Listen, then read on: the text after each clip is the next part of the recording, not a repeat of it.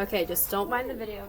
It's just because since Yeah, I remember. since I'm still a student. Last year. Okay. Hi. Okay, let's not focus on the video. All right, so today we are going to be reading about Jacob Riis. Has anyone ever heard of him before? No? So, a little background. Like, who here likes to take pictures? Me. Well, I'm running out of storage. You're running out of storage. Me too. So, do you guys think that you could imagine life without pictures? No. I couldn't either. So, what Jacob Riis did was he was one of the first people to actually put pictures like with rice. So, does anyone know what a photojournalist is?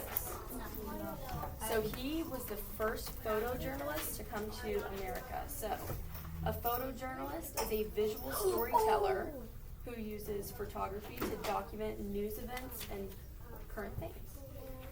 So, alright, we are going to popcorn read today. Does everyone know what that is? Yeah. It's where we're all going to take turns. And then you go. Right. So, let's go ahead and get started. I'm going to read the first paragraph. And before we get started, does everyone know what a biography is? Yeah. Okay, what do you think it is? I think a biography is the study of books, I think, or something like that. Close. Does anyone else want to give it a try?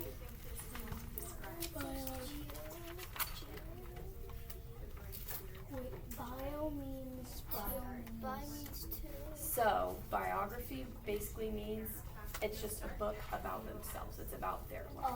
Oh yeah. All right, so let's get started. Let's go ahead and flip to page 2. Is everyone there? Yeah. All right, and let's make sure we have our listening ears on and we're ready to focus. Ready? Yeah. Okay, so also his last name is spelled R-I-I-S. So that's Riis. It's pronounced Reese. Yes. Okay, ready? Let's begin. Jacob Riis was one of thousands of people who immigrated to the United States in the 19th century. He traveled from Denmark to New York in 1870. Many people arrived in New York with the hope of a better life.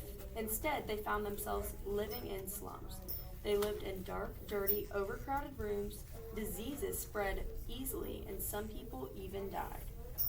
All right, I'm going to popcorn to you, and then we'll work our way back around, okay? Riis experienced the tough life of an immigrant. He understood what it was like to be poor and hungry. Riis wanted people to understand how hard life was for new immigrants. Go ahead. He became a journalist.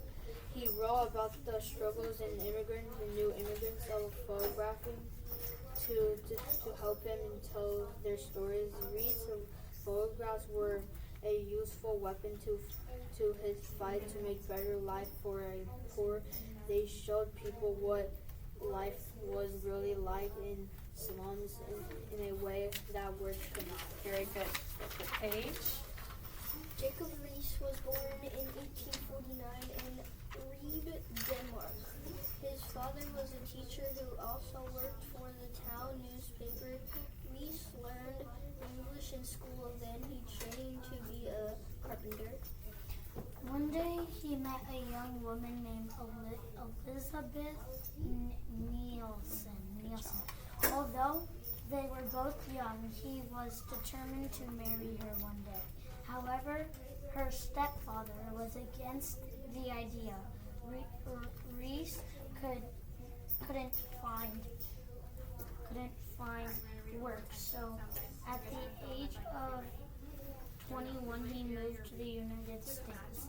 Like many immigrants, Riis believed there were better opportunities in the United States.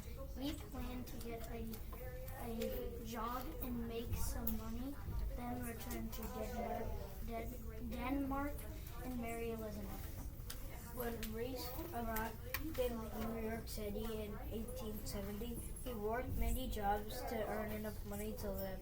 He worked as a carpenter, miner, farmhand, and on the railroad. He even wrote stories for magazines. That's a lot of jobs. busy man. Okay. Sometimes a job paid well, and Reese had enough money to pay for a place to live and to buy some food. Other times, Reese was mistreated by his employers. They paid him less than he had promised. When he didn't work, he often went hungry and slept on the streets. After nearly 3 years in the United States, Reese was still poor. Would he ever earn enough money to fulfill his dreams of marrying Elizabeth? Next page. Like Reese, many immigrants were coming to New York City to struggle to find work. These immigrants were not qualified to high-paying work. They could only afford to live in a cramped and dirty apartment buildings called tenements.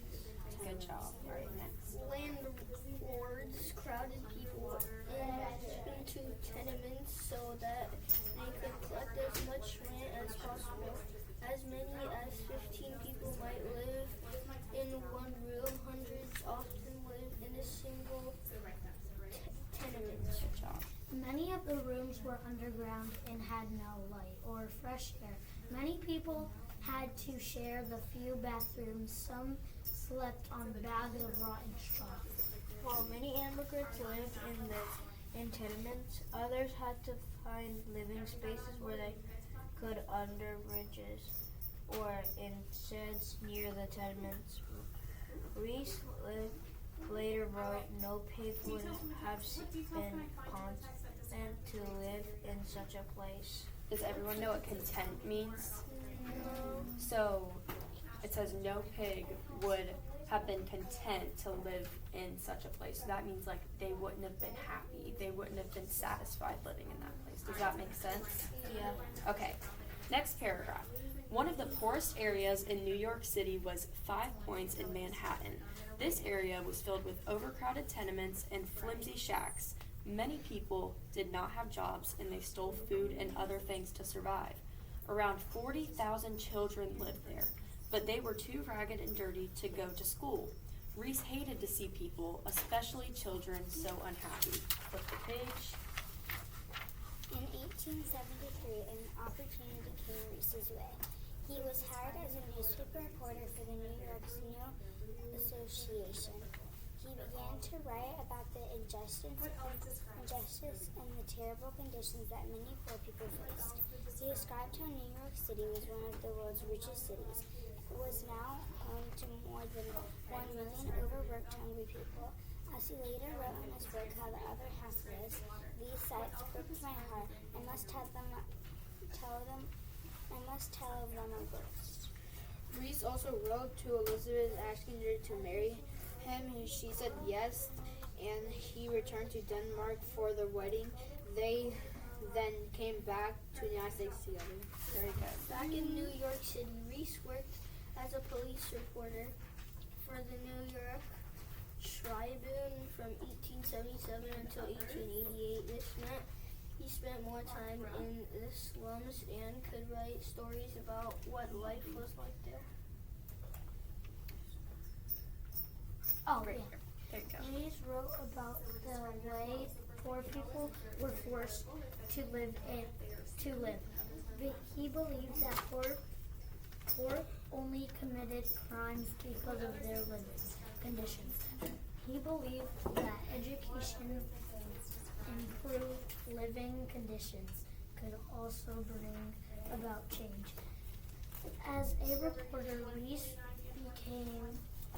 became frustrated because he knew he needed more words to convince readers that his stories about poverty was true. Very good.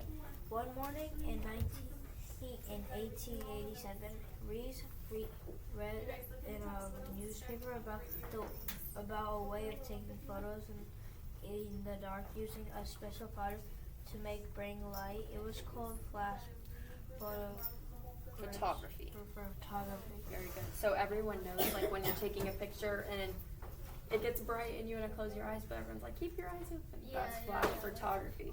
So back then, in 1877, if it was dark, you weren't taking a picture because you couldn't be seen. But now, this new powder made it to where you could take pictures in the dark, which was very cool. Okay, next paragraph. Before the 1880s, photography was possible only during the day. Reese realized that with his new invention, he could take pictures inside tenements and in the darkest corners of the streets to show what the slums were really like. Now he had a new weapon to use in his fight to get rid of the slums. Next page. Reese bought a camera and the new flash equipment. He was one of the first reporters to use flash photography. Reese needed an assistant to help him prepare and light for the flash powder. It was smoky, dangerous work. The powder could be Hazardous. Good. Yes. hazardous to use the live one. Reese was nearly blinded when the powder exploded in his face. Unfortunately, he was wearing glasses and his eyesight wasn't harmed. That's good news. Next page. Reese's photographs of extreme poverty shocked people. The photographs first appeared in newspapers alongside his stories. Reese also showed them during the lectures or talks he gave at public meetings. In his lectures, Reese talked about the need to improve things. He wanted better housing, more open space, and parks where children could play. In 1890, Reese published his first book, How the Other Half Lives. The book described what Reese had been seeing in a city slum. It was an important book because it included photographs that showed how people were living in the slums. Reese's books caught the attention of the future President Theodore Roosevelt. He read the books and wanted to help. Roosevelt offered encouragement to Reese. They became close friends. How the Other Half Lives also inspired other city officials to help improve immigrants' living conditions, and a battle began to clean up the 5 Points slum in Manhattan. It took 14 years to tear down the 5 Points slum. Reese's writing and photographs helped win that battle. His determination made life better for many people in New York City. Next page. Reese wrote several books to continue to give lectures.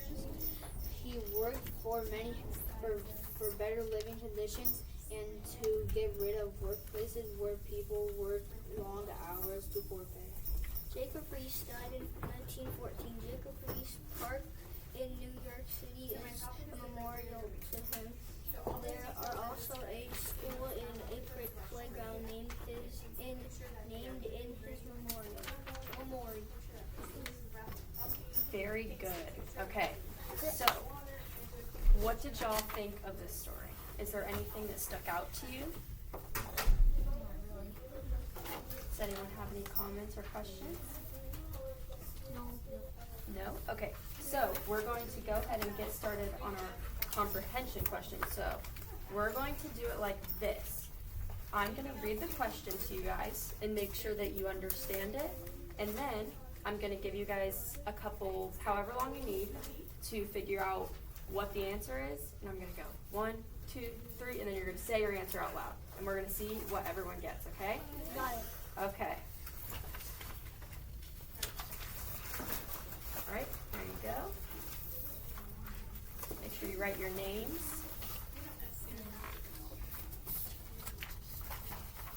All right, so let's get started. All right, this first question has 2 parts. First, answer part A, then answer part B. Part A, read these sentences from the passage. Based on the information in this passage, which statement shows the author's perspective about Reese? Now, before you answer this question, who can tell me what author's perspective is? Yes. Thinks, feels, and believes. Very good. All right, now, I'm going to give you all a few seconds and go ahead and answer that question.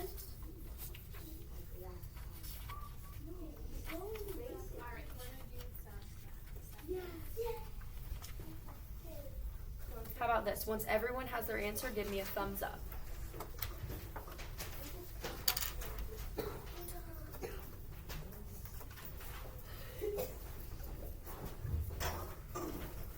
Okay, ready?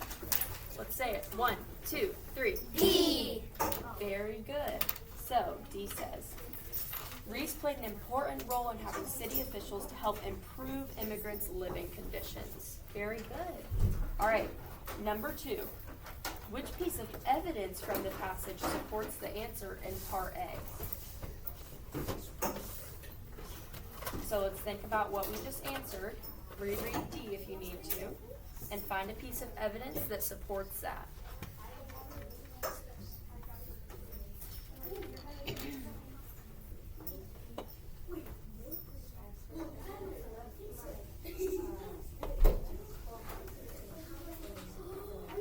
And give me a thumbs up once you think you got it.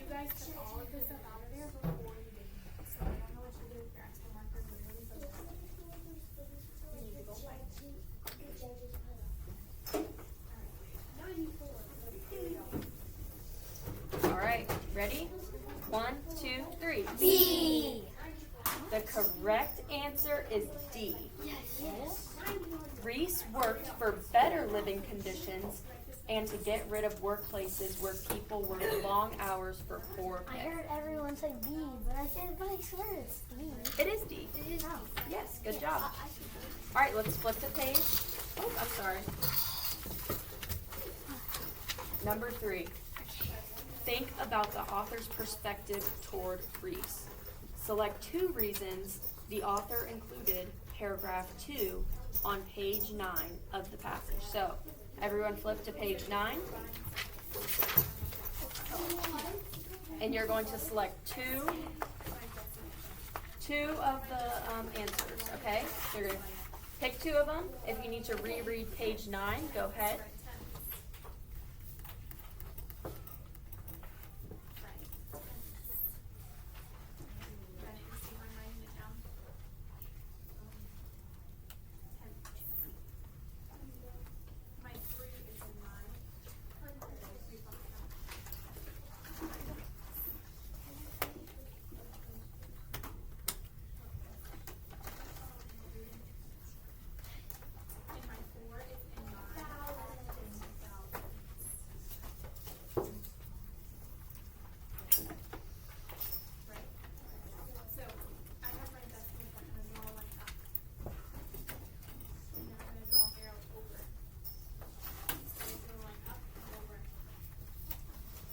Remember, we're picking 2 of these answers. Once you're done, give a thumbs up.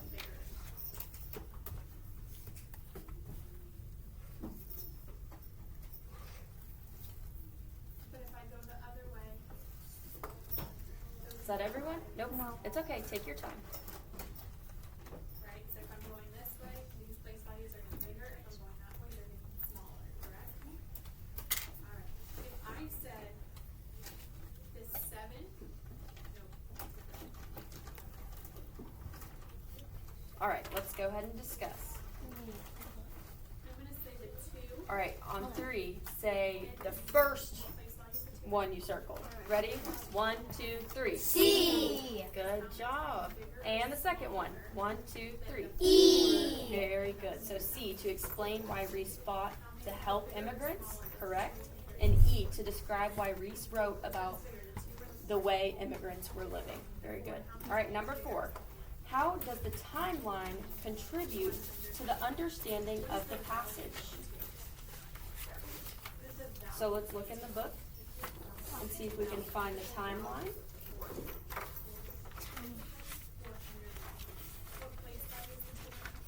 Here, on page 14.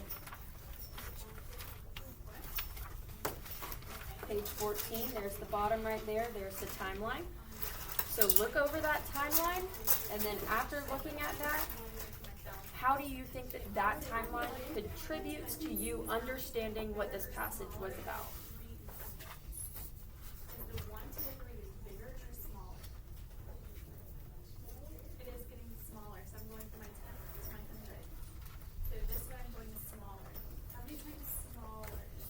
answering this question, think about what a timeline does for you to help you understand, and then look at the question options. Compared to the 4, right? How many times smaller is the tens compared to the thousands? And give a thumbs up when you're ready. Do you have any questions about this? You sure? Easy? All right, ready? 1, 2, 3. C. Very good. By summarizing the sequence of events in Reese's life. All right, number 5. Read the sentence from the passage. This area was filled with overcrowded tenements and flimsy shacks. Which word is another word for flimsy?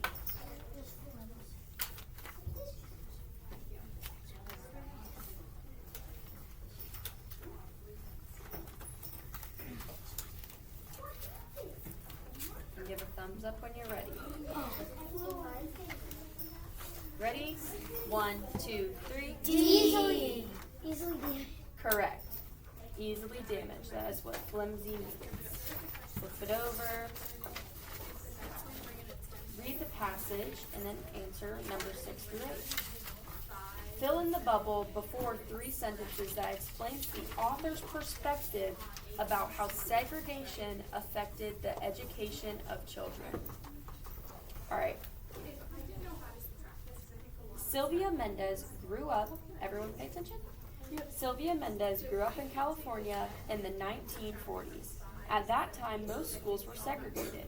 Children went to different schools depending on their race.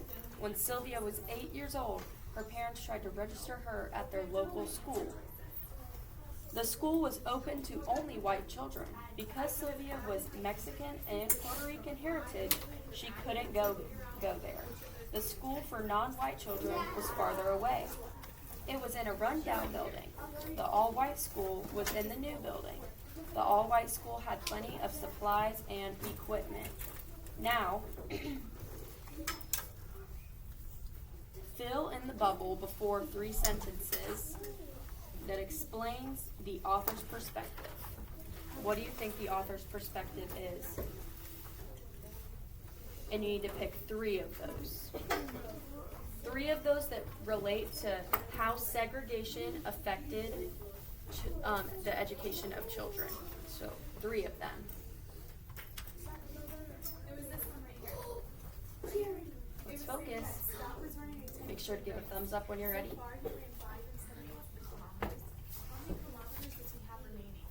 So if I didn't know what to do, I could take all of those answer choices and add to what she's already done.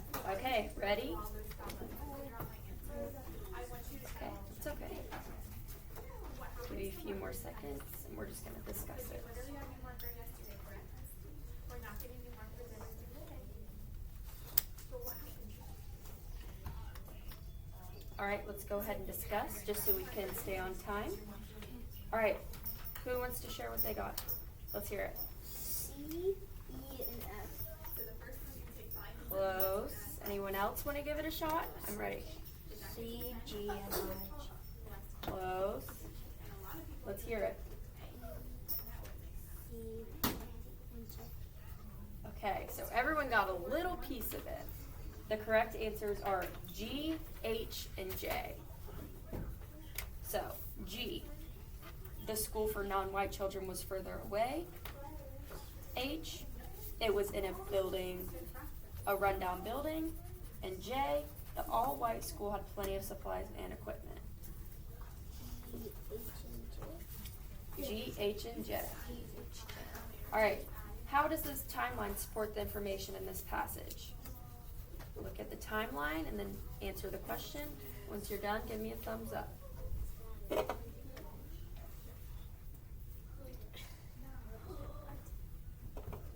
your add and not subtract. I'm looking at what equals 10. Can I go over 10 forward? So you have, what's your answer? 10 and You guys are doing great. Only one more question after this.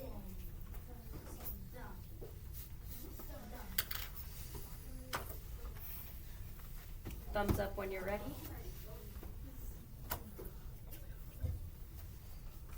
Eight. 1, 2, 3. B. B. I said Great. yes. B is the correct answer. It shows the history of ending segregation in schools. All right, one more question. You guys are doing a great job. Let's stay focused.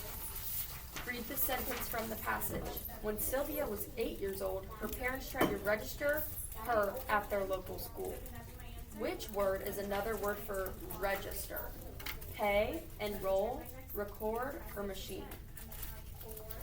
Register. Give me a thumbs up when you're ready.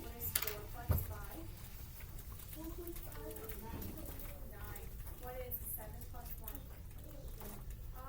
So 9 and 9 and 8. All right.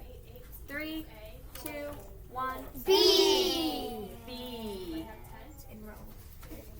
So were you thinking like cash register? Yeah. Yes. So register for Like- a cash register would mean to pay. Yes. Like, let's say okay, so I'm going to a new summer camp and my mom has to enroll me. in Correct. something. Or like when you're going to a new school, in 2 years y'all will be going to middle school, you're gonna have to enroll in the middle school. Very good. All right. So I want you guys to take your papers and then go back to your seats.